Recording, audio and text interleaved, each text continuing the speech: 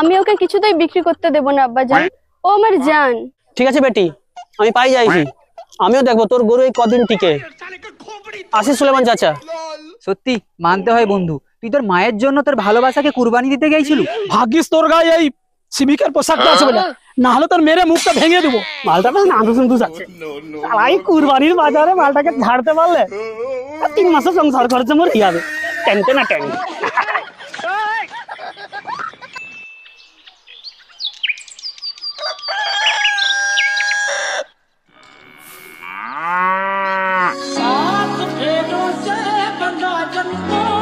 কি রে, তোর এটাতে পেট ভরেনি? তোর তো আবার ঘাসের দরকার তাই না? ঠিক আছে দাঁড়া, আমি ঘাস আনি, তারপর তোর পেট ভরবি।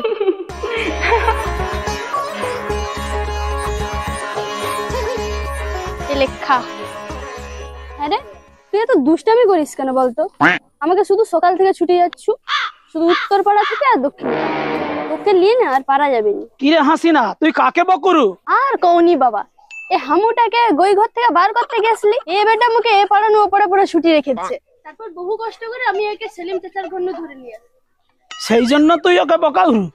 তোর তো কলেজ যাবার দেরি হয়ে যা রে, তুই গা ধুবি যা। আরে আব্বু, কলেজ তো যাবো, কিন্তু হামুর যে গোখাদ্য শেষ হয়েছে, সে গোখাদ্য কি আনছো তুমি? দুধ দেয় তো ফাটাফাটি, তাকে আবার গোখাদ্য খাওয়াতে হবে। আব্বা তুমি ওকে ওভাবে বলছো কেন? ও আজকে দুধ দেয়নি, কালকে দিবে। আর ও তো একটা এড়া বাছুর ছিল, তুমি সেটাকে বিক্রি করে দিছো, তাহলে ও কি করে দুধ দিবে? তোকে নিয়ে আর পারবো না, যা তুই কলেজ যা। ঠিক আছে যাইনি। সালাম আলাইকুম সুলেমান চাচা। ওয়ালাইকুম আসসালাম। সুলেমান চাচা কেমন আছো? ওই কেটে যা রে, রোগ তো পড়েনি। সে না হয় বুঝলি, তারপর দিব নাকি? কেটা? এই যে নাদুস নুদুস চেহারা দাঁড়িয়ে আছে, দুধ রুদ্ধ সেরকম দেয়নি, সামনে কুরবানি আছে, দে দাও, ভালো দাম দেবো।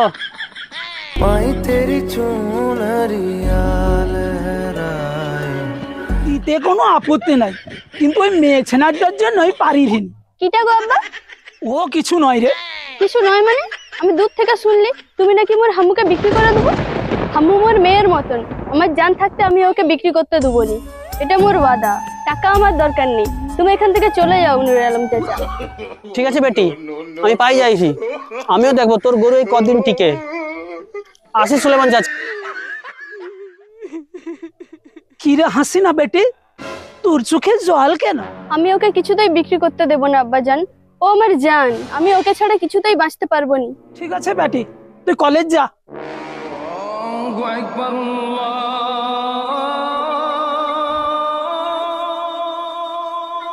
না, নামাজ পড়ার সময় হইলে একটু নামাজ পড়ে আসি।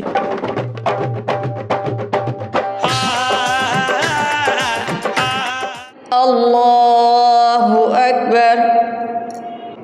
সুবহানাকাল্লাহুম্মা ওয়া বিহামদিকা ওয়া তাবারাকা ইসমুকা ওয়া তাআলা জাদ্দুকা ওয়া লা ইলাহা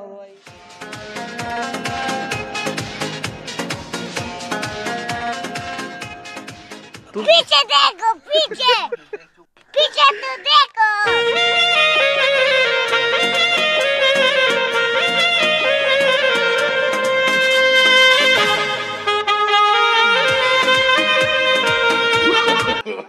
No, no, no, no.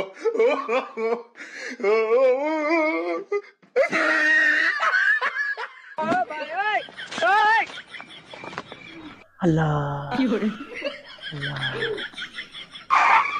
शाबाश बेटा, बहुत बढ़िया। का त्योहार है, खुशियों का है त्योहार, ना तेरा है ना मेरा है, ये सबका है। হামু, এই হামু, উঠলু? আবার ছুটাছুটি করবে নাকি? হামু, এই হামু।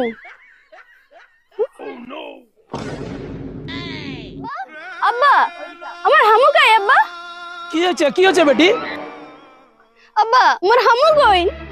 মোর হামুকে কে লিয়া পাই গেছে আব্বা। হায় আল্লাহ, বেটি কাঁদিস না, বেটি কাঁদিস না, ও নিশ্চয় নুরে আলমের কাজ। চল বেটি চল, আমরা এক্ষুনি সিভিক পুলিশকে খবর দিয়ে আসি। মালটা বেশ নান্দু সুন্দু আছে। এই কুরবানির বাজারে মালটাকে ঝাড়তে পারলে 3 মাসের সংসার খরচ মোর যাবে। ও হেভি ব্যাপার আছে, হেভি ব্যাপার আছে। রাট টেনটে না টেন।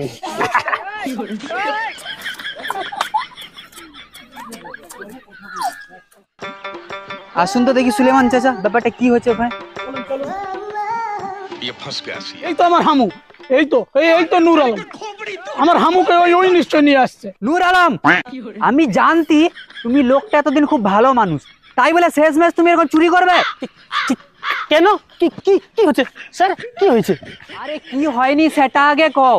তুমি সুলেমান চাচার ঘর থেকে একটা অবলা গরুকে চুরি করে নিয়ে আসছো।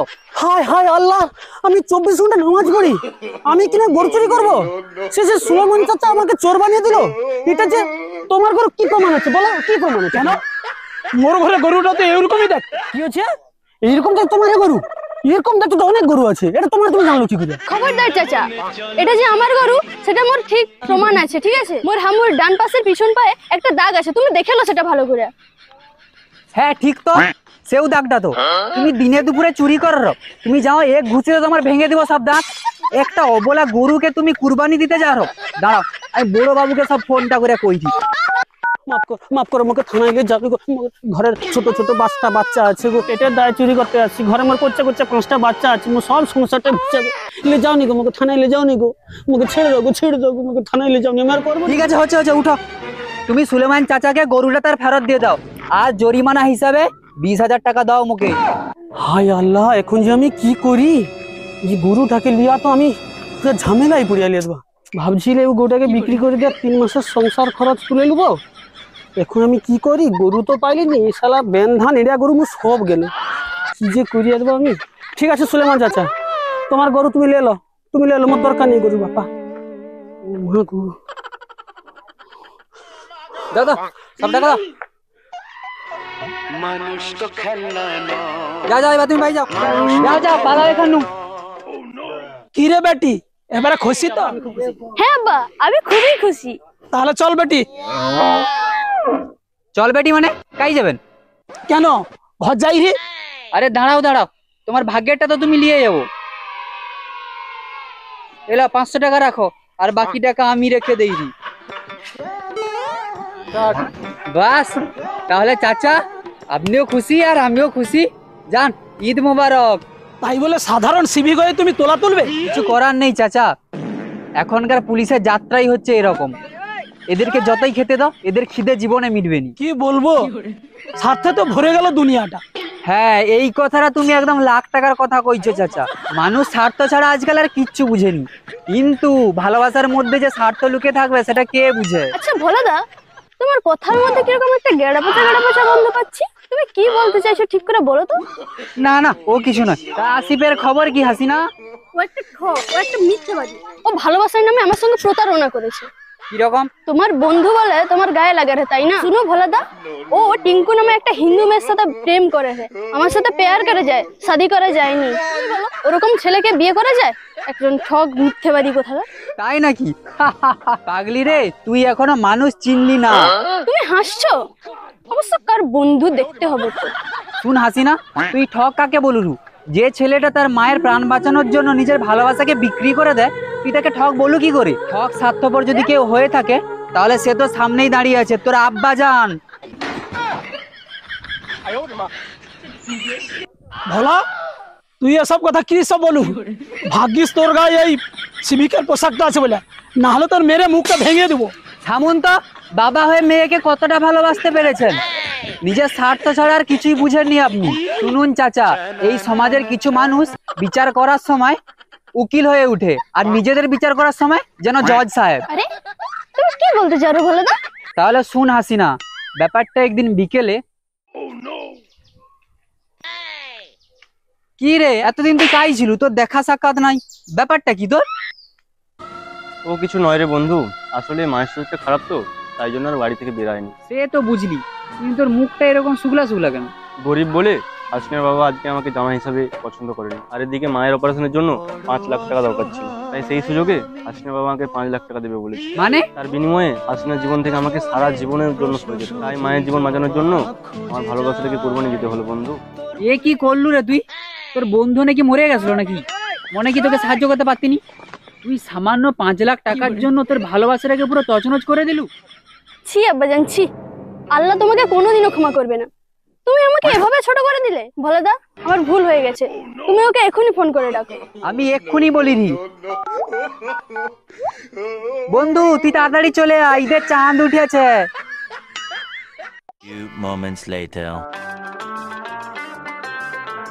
সত্যি মানতে হয় বন্ধু, তুই তোর মায়ের জন্য তোর ভালোবাসাকে কুরবানি দিতে গেছিল। ভাবতেও অবাক লাগে, আজকালকার ছেলে মেয়েরা বাবা মাকে ঠিক মতো খেতে দেয় না, বৃদ্ধাশ্রমে পাঠিয়ে দেয়। আর তুই যেন সেই পচা পাঁকে ভোটা পদ্ম ফুলের মতো। আসলে বন্ধু আজকে তো ঈদ, আমি যতদূর জানি আজকের দিনে আল্লাহর কাছে নিজের ভালোবাসাকে সমর্পণ করতো। তাই ধরে নে না, আমার যত্নে রাখা ভালোবাসাটাকে আল্লাহর কাছে কুরবানি দিলাম। আচ্ছা আসিফ, তোমার মন বলে কি কিছুই নেই? তুমি আমাকে ছেড়ে দিয়ে চলে যাবো আর আমি অন্যজনের সাথে প্রেম করব? আমি কি আর 5টা মেয়ের মতো নাকি? আমার পেয়ার মক্কা মদিনার মতো সচ্চা। আর আব্বা তোমাকে বলছি, তুমি 5 লাখ টাকা দিয়ে আমাকে কি গরু বাছুরের মতো বিক্রি করে চাইছো? আমি কি বাজারে কেন সবজি নাকি? না রে বেটি, আমি তোর ভালোর জন্যই এরকম করেছিলাম। তুমি এসব ভাবলে কি করে আব্বু? তোমার বাবা তো ঠিক কথা করে, আমার নুন আনতে পান্তা ফুরায়। আমি তোমাকে শাদি করে খাওয়াবো কি? আমি কিছু খেতে চাই না, আমি তোমার সাথে ওই নুন ভাতই খেতে রাজি। এই ছেলেই পারবে তোকে সুখে রাখতে, যে ছেলেটা মায়ের প্রাণ বাঁচাতে ভালোবাসা কুরবানি দিতে পারে। আসিফ, তোমার ভালোবাসা সত্যিই কুরবানি হয়েছে, তাই খোদা তোমার ভালোবাসা সযত্নে ফিরিয়ে দিয়েছে। আমি মেনে নিলাম তোমাদের দুজনের সম্পর্ককে। मुबारक हो तुमको ये शादी तुम्हारी।